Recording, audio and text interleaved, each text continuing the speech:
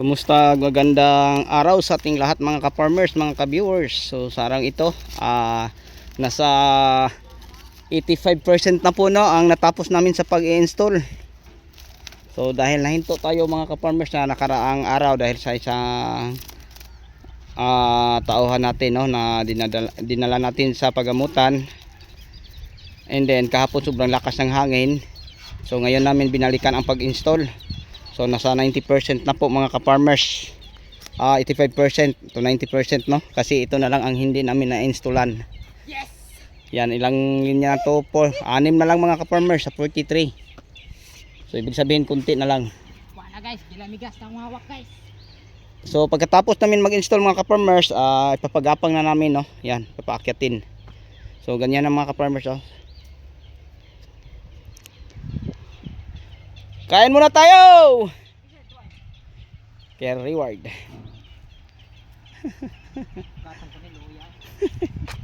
Sige lang na nagkaputol yun siya. So ayan po na mga farmers.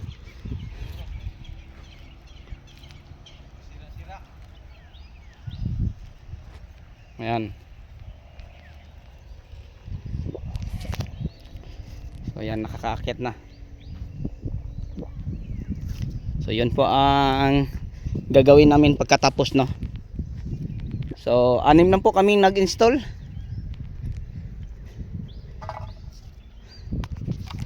So yun ang gagawin namin pagkatapos namin mag-install. So kakain muna kami ng tanghalian. So ito mga ka-farmers yung nakaakyat, maganda ng tingnan.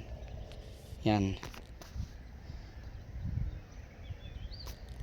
Plastado na. Yan, nakakatuwang tingnan kasi napakalinis po ang ating area.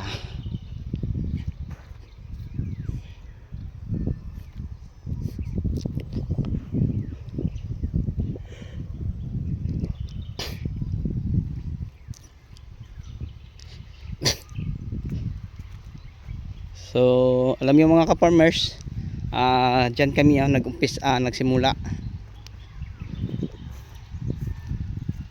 Etong linya na ito, yan, papunta doon sa pinanggalingan ko. Ito papunta na doon mga ka-farmers. So 6 na lang. So nasa 20 kapin na kalinya. So ito ang aming unang install.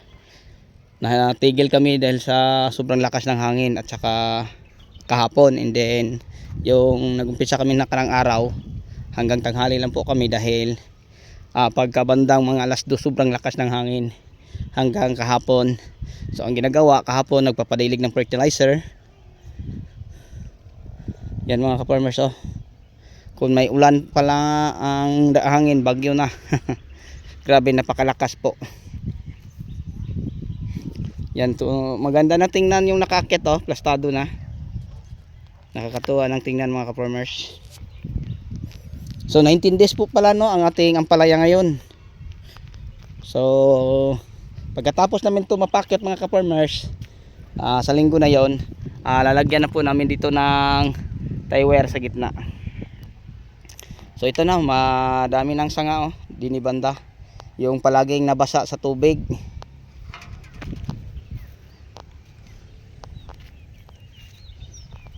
So maganda nang tingnan. Yeah.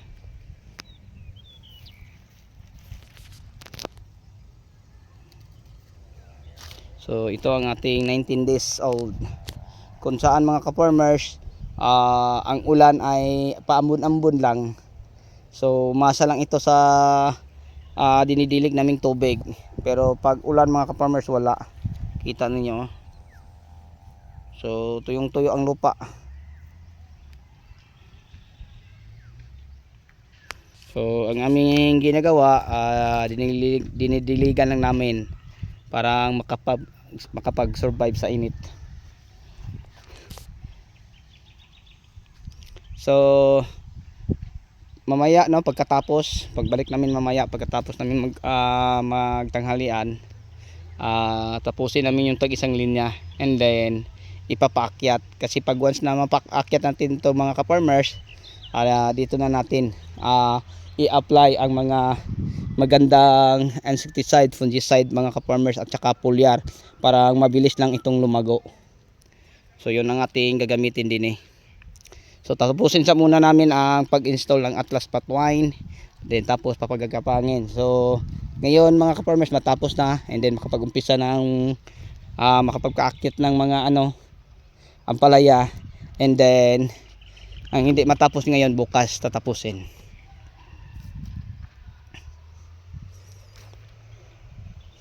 Maraming na-deform sa hangin. Yan, so madali lang po itong ayusin mga ka-farmers. Walang kahirap-hirap to sa may alam. Kasi ganun lang mga ka-farmers.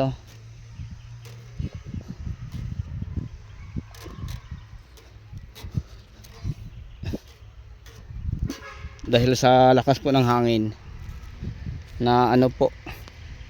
So yan, maganda na dito banda. Malaki-laki na.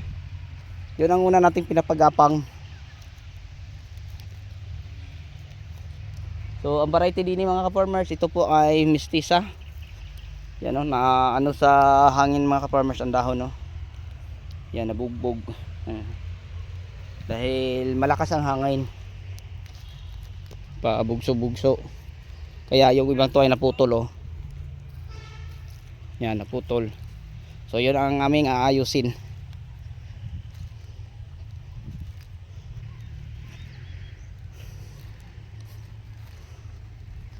So madali lang to namin ayusin mga ka-farmers. Dahil 6 kami, pag makatapos kami tag-2 linya, ayos na. So yun.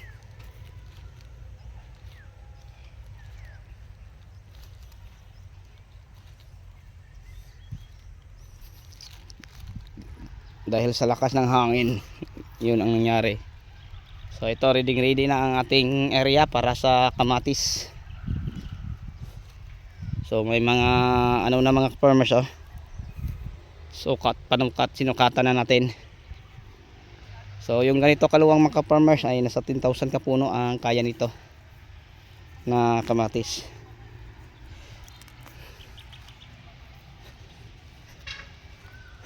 Nakaka lang mga ka-farmers dahil sa balita may super El Nino, and then nag-umpisa na. Kaya nga ang ulan mga ka-farmers ay sobrang parang kunti lang.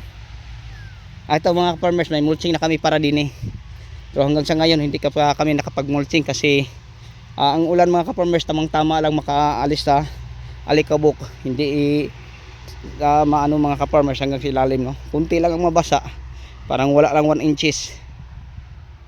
Ambon lang ang ulan palagi. So ito nakabid na, inaantay na lang ang ulan para i-mulching. So hanggang ngayon wala pang ulan. May punla na itong pangtanim mga ka-farmers. So ito ang ating tataniman ng sili-sigang. Doon sa kabila ay ang ating bell pepper, kamatis, atsal at saka talong. So yung 5 mga ka-farmers na variety ang maitatanim natin una dito sa ating farm to. Okay, yun lang siguro ang may share at may bahagi ko sa inyo. So bago tayo magtapos, big love shout out sa lahat nating mga subscriber, mga viewers, sharer at commentators. So sa inyong lahat at sa inyong patuloy na pagsuporta, maraming salamat po. Bye bye and chat. Thank you.